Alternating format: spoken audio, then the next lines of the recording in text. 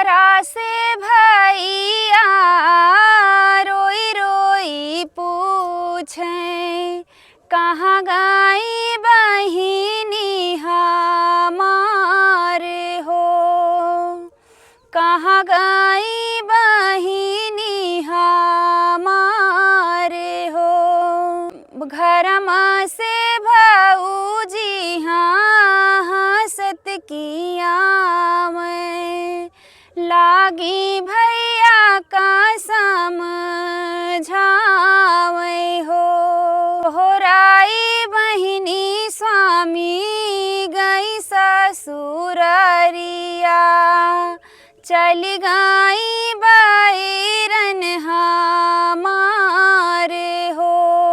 वन काए रोटिया बची रहे स्वामी, खाई हाय कुकुर बिलारे हो।